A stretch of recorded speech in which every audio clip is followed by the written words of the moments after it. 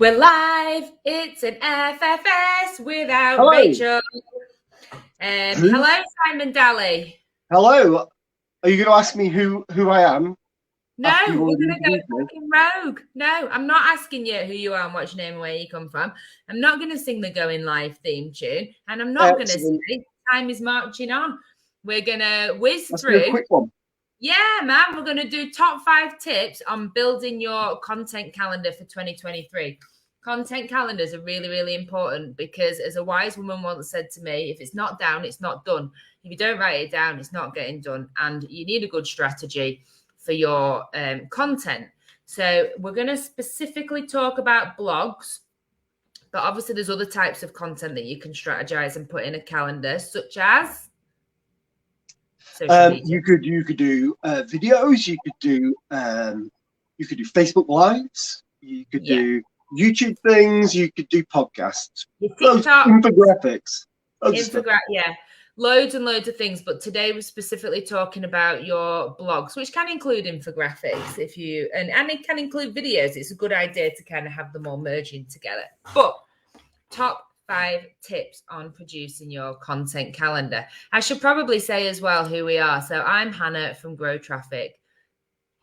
I'm Simon Daly from Grow Traffic. Yes, thank you. So Marketing Maestro. Marketing knobhead. So top 5 tips. First of all, tip number 1, when you are writing your content calendar for 2023, is to make sure you have considered your SEO strategy within it. So Dali, what do I mean by that? Well, you need to make sure that you've got all your relevant keywords in place, so you know who you're targeting, why you're targeting them, the type of content that they're going to engage with, and make sure that you're creating content that will actually soak up traffic and that you're creating content that will benefit the overall keywords that you're trying to target, the more kind of nuanced or less nuanced money terms that you're trying to target. Yeah, I think like one big problem that we see a lot of when we're looking at people's content is that they write about things that's happening in their business or in their industry. And it's not necessarily what you should be blogging about. You should be writing about things that your customer's interested in. And they're not usually interested in Doris had a birthday cake, or you all put on matching jumpers and went and did a marathon for charity. They're interested in how you can help them, how you can solve a problem that they have, like lots of different solutions to the problems that they have, of which your service or product might be one of them, how to get value from your product and service. So like make sure that it's aligning with things that people are actually asking to benefit your SEO strategy, so that you're, like Dali said, getting that traffic from people's queries. When it comes to picking keywords, Dali, for a content calendar, how many would you recommend? How many keywords? Primary keyword, yeah. So how many primary keywords would you focus your content calendar on? Primary keywords are so just like say that primary keywords are going to be the keywords that your service or product pages are going to be targeting, not necessarily the content creates as part of your content. Right, okay, hang on. Bloody pedant. So if your pages are focusing, let's assume then that because you're aligning your content calendar with your SEO strategy, you're using your content calendar to support long tail keywords and semantics of your primaries. So how many primaries would you focus on to get those long tail keywords? I would say so. I would optimize a homepage, for example, for no more than like three keywords, that type of thing. You would optimize a home, right? We'll come into this later. I would choose three primary keywords to build my long tail keyword strategy around for my content calendar. So if, for example, my primary keyword was odoritors, my long tail keywords that I would put into my content calendar would be things like how can I use odoritors? What benefits are there from odoritors? Do odoritors like, can anyone use odor eaters? Can odor eaters be seen? You know, whatever. I don't actually know what if odor eaters is a spray or an insult. Now I've said that. So that's what I mean. So I would pick 3 primary keywords to build a strategy round. Which brings us on to point number 2. Research. So if you are going to write a content calendar, make sure that you are researching what those questions are that people are asking, what your blog titles are going to be. Dali, how do you do that and why? So first of all, you want to try and find keywords that people are actually, or, you know, blog titles, shall I say, that people are actually asking. So you can do it via various different methods. You can go and have a look in Google, if you put the primary keywords into Google, then you'll probably find that there's a section under there called People Also Ask. And there'll be examples of potential blog titles there. That's a good thing because you know, Google's literally telling you what other searches are that are related to those keywords. You can look at things like Answer the Public. You could potentially look through something like even like Chat GPT. You could ask it what are the common questions people ask about the keywords that you're trying to target, or those primary terms. The thing that you need to bear in mind is that it's very difficult to understand the potential amount of search volume that there is for those long tail kind of phrases. And also, it's important to understand the intent of those long tail phrases and think about where they sit within the buyer journey. And understanding those things are going to determine how you prioritize when you build that content, or, you know, or even if you do build that content. And how you link within that content on your website, how the rest of your content fits around that. So, you know, you might have a really good internal link structure that pushes people through a sales funnel using your content. So it's not just like a kind of dead end blog. I think, like, for me, I always find it most useful on the People Also Ask, rather than, you know, Chat GPT and Answer the Public and stuff. They're really good for giving me initial in ideas. But then I tend to dig down into the People Also Ask, because Google will take you, it uses its AI to take you down what people also ask and like how they kind of move through the journey. So if you start off asking a question about a product or service within Google, it kind of predicts what you're going to ask next based on what other people have asked when they've searched for a similar thing or the same thing. So that kind of helps you start to strategize how that content relates to each other, what should be included in that content, because you might actually decide that you're going to write one big article that answers several questions rather than lots of unique individual articles that kind of pin together depending on your strategy. And that People Also Ask really helps you kind of mine down into what people are also asking, which is why it's really, really clever, that, isn't it? Any more to say on point 2, Dali? In addition to People Also Ask, scroll down to the bottom of page on Google, because there's a section that's just related keywords, which are generally short tail keywords, but it might help you refine the primary keywords that you're doing your research around, or reinforce that you've got them right.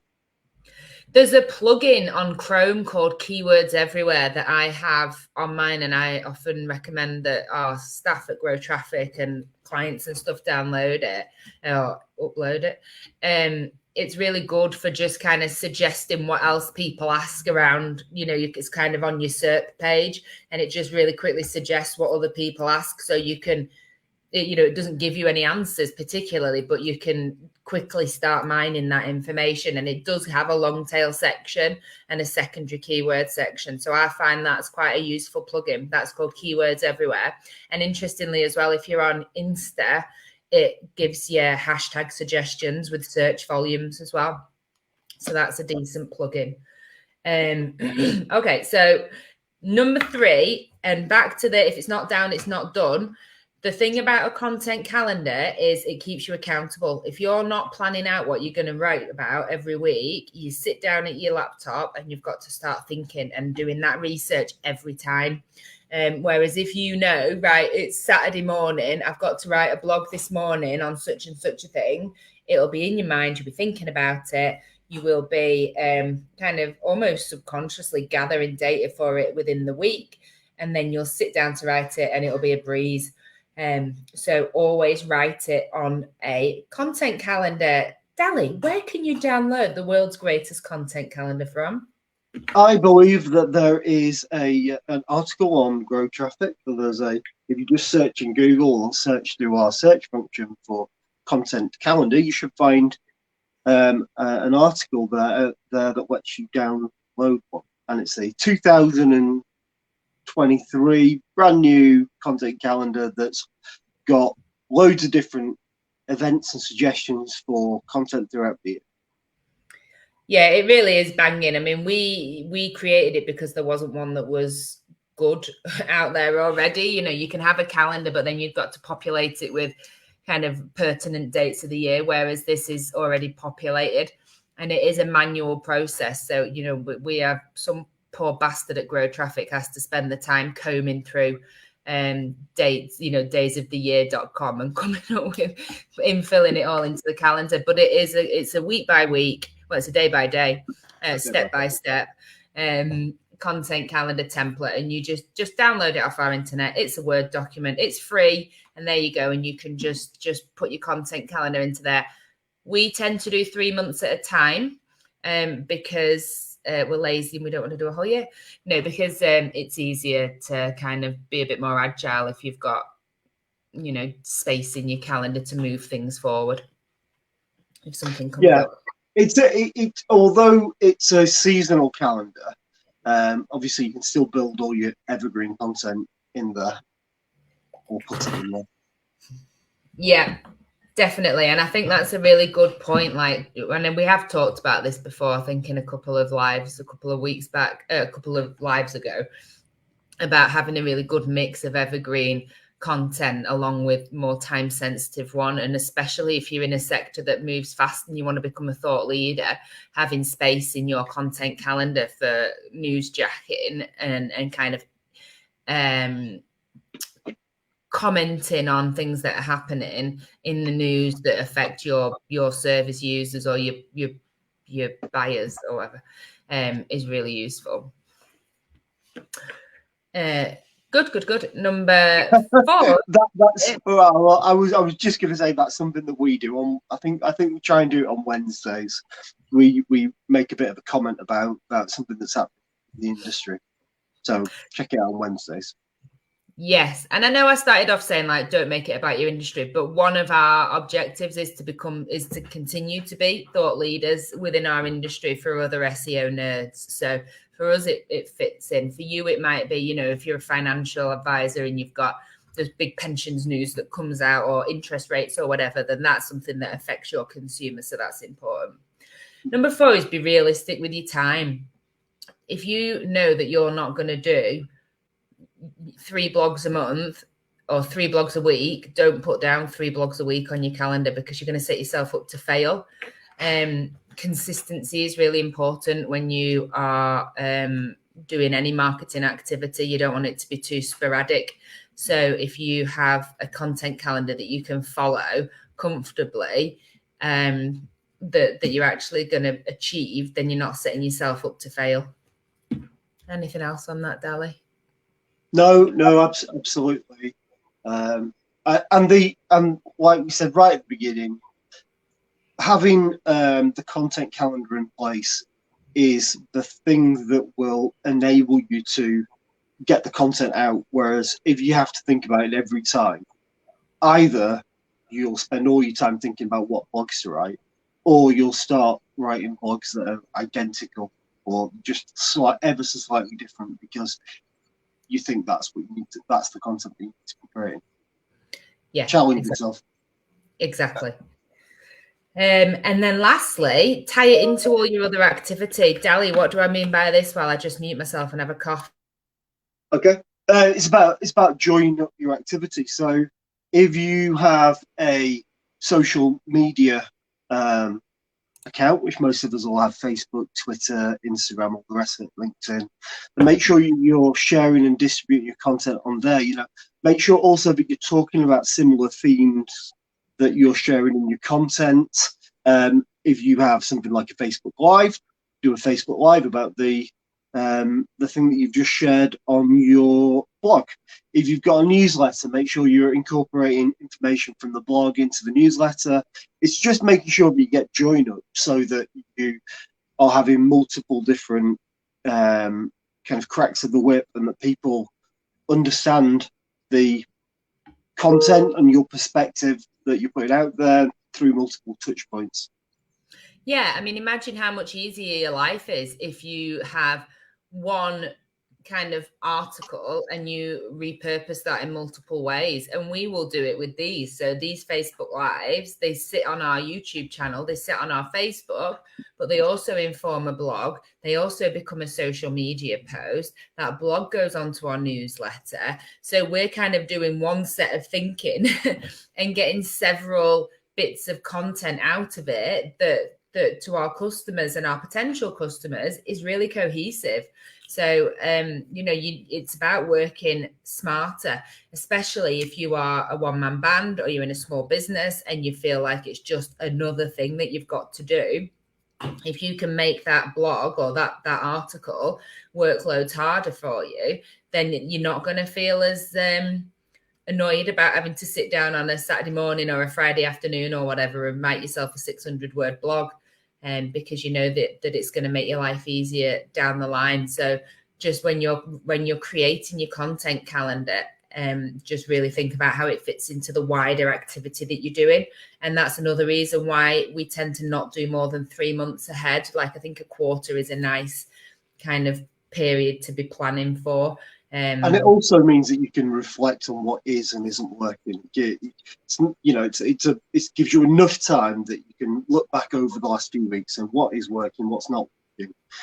So you don't get months and months down the line, you've forgotten what you did, what worked and what didn't. Yeah, true. Okay, so that's our top 5 tips on how to create a content calendar. So I'll just do a recap because I can feel Rachel silently judging me, even though she's probably not watching this. So number 1, consider it within your wider SEO strategy. Don't just start creating content for the sake of creating content. Number 2, research. We like to use Google, ChatGPT, answerthepublic.com, I think. Number 3, write it on a snazzy calendar. You can download that at growtraffic.co.uk. Number 4, be realistic with your time commitments. Don't set yourself up to fail because it is a commitment and you need to be sustainable and consistent with it. And number 5, make it work really hard for you. Tie it into your other activities so that you've got a cohesive marketing message going out every week. And that's it. 5 top tips. Easy, wasn't it? Yeah, isn't it easy without Rachel? 20 minutes. Come back, Rachel. 5 top tips. Done. 5 top tips done. So you can find out more information on our website, on our social medias. We're on all the social medias, on our YouTube channel. You can get in touch with us. You can send us a message. You can subscribe. You can do all the rest of it. That's it. Have a lovely Friday. Go forth and be productive. Marvelous. Thank you very much. We better wave. Oh, thanks for watching, Liz.